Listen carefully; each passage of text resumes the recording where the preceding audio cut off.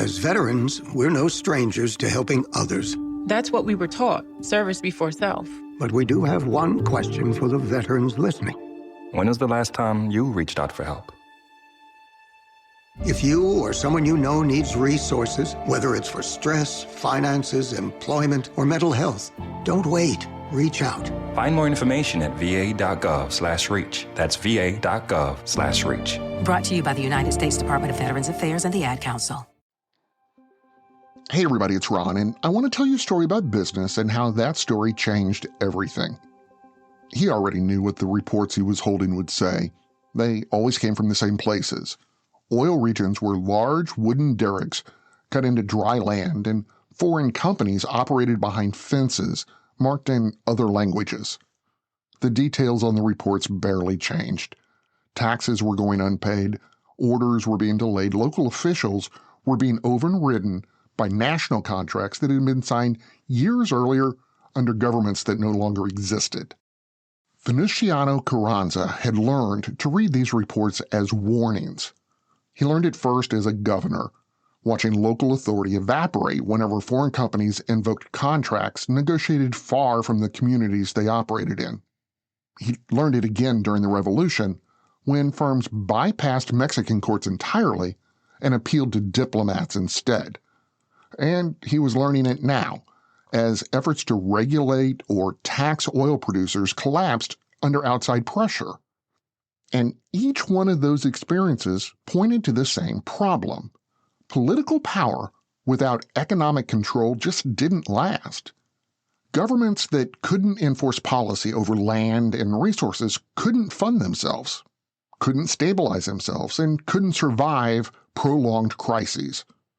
Negotiation failed because it assumed equal leverage where there really wasn't any. Regulation failed because it could just be ignored, and temporary fixes failed because they could be reversed by the next administration. Most troubling of all, Carranza knew the problem was older than any single law. For decades, land and the wealth beneath that land had been traded away through agreements that outlived the governments that signed them. Authority changed hands, and those contracts didn't update. So, when the revolution finally approached its end, Carranza was no longer interested in persuasion. He was interested in permanence. On February 5, 1917, Mexico adopted a new constitution that placed land and the resources beneath that land under national ownership, not as a policy preference, but as a rule designed to outrank contracts, courts, and any future administrations. But what happens when a government decides private agreements are no longer the highest authority? How does that choice reshape how global companies assess risk? And on February 5, 1917, did Carranza understand he was not just ending a revolution, but redefining the limits of private enterprise?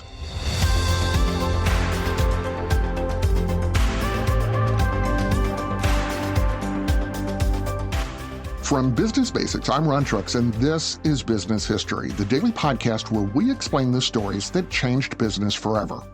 Every date on the calendar has a story where business reshaped the world. Today, February 5th, that story takes us to 1917, when governments drew the line around resources. Long before the Constitution was finalized, Mexico had already made a strategic choice about growth. For decades, under the previous leader, Porfirio Diaz, the company opened itself aggressively to foreign capital. Railroads expanded and mines multiplied, oil production accelerated, and much of that was funded and operated by U.S. or British firms. On paper, the strategy worked. Output rose, infrastructure spread, and Mexico appeared modernizing from the outside. But the contracts, they told a different story. Concessions granted sweeping rights to foreign companies, often locking those rights in for decades. Subsoil resources, especially oil, were treated as private property once they'd been claimed, even though they underwrote national revenue and political power. Local governments had very little authority, while national officials had limited leverage. Once those agreements were signed, they effectively outranked the state itself. and that imbalance mattered more than ideology. A government attempting to reestablish order couldn't do so while its most valuable assets remained beyond its own control. Political authority shifted with revolutions and elections. Economic authority didn't. And it's important to understand, Carranza didn't object to foreign investment in principle. He objected to the asymmetry of the situation. A nation couldn't govern itself if its most critical resources were governed by contracts it couldn't alter.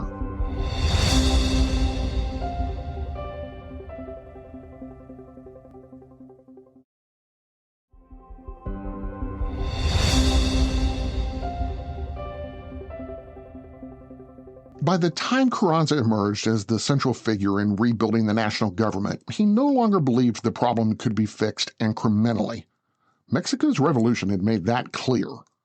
What began in 1910 as opposition to Diaz's long rule fractured into years of instability. Governments rose and fell.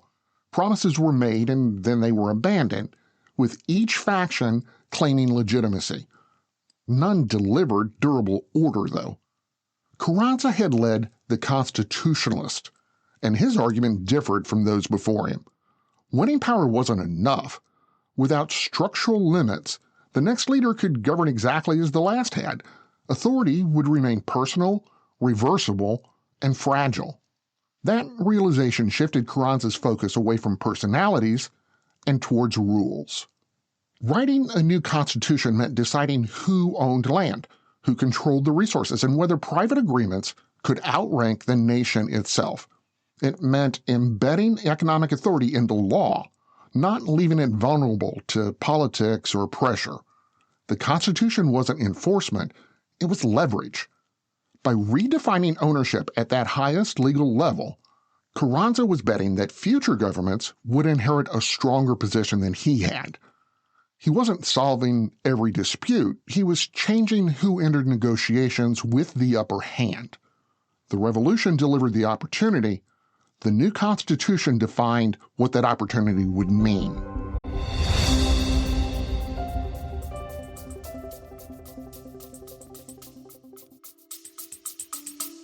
We'll be back after a quick break.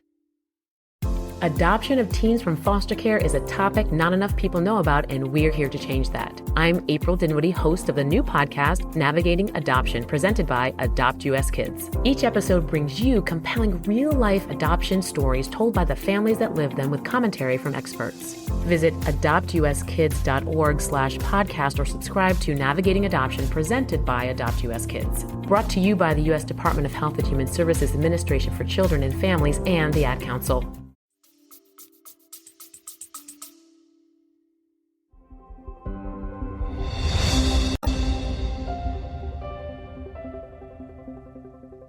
The Constitution was ratified on February 5, 1917, but its impact didn't arrive with seizures or shutdowns. Oil fields continued operating, railways kept moving. On the surface, business went on. But underneath it, the rules had shifted. Foreign companies realized their contracts no longer stood above the state control. Whatever protections they believed they held now existed within a system that explicitly reserved ultimate authority for the nation. And that uncertainty mattered. It caused executives to hesitate and investors to recalculate how they looked at opportunities. Lawyers revisited agreements that suddenly felt less absolute than they had just weeks earlier, not because enforcement was immediate, but because leverage had changed. Mexico didn't need to act right away. The Constitution did the work. From that point forward, every long-term investment in land or oil or minerals carried a new question. Not just, is this profitable, but how stable is the government that ultimately controls this? And other countries noticed. Mexico hadn't seized control through force or through decree. It had rewritten the rules underneath the market. Ownership was redefined quietly and permanently and at the highest level of law. For business, that lesson endured. Access to natural resources was no longer determined solely by capital or technology or the written contracts.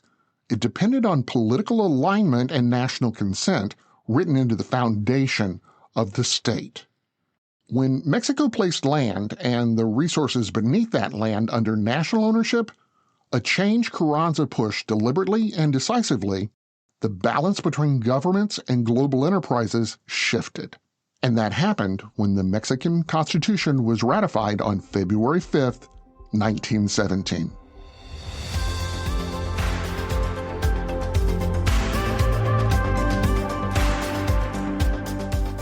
I'm Ron Trucks, and this is Business History, the podcast that finds the turning points behind the headlines.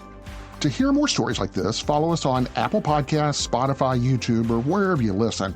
And if you're enjoying the stories, please don't forget to subscribe and leave a quick review. It helps more people find the story behind the business. And if you want to actually understand business better without the fluff or the buzzwords or the MBA language, start by visiting us at businessdailypodcast.com.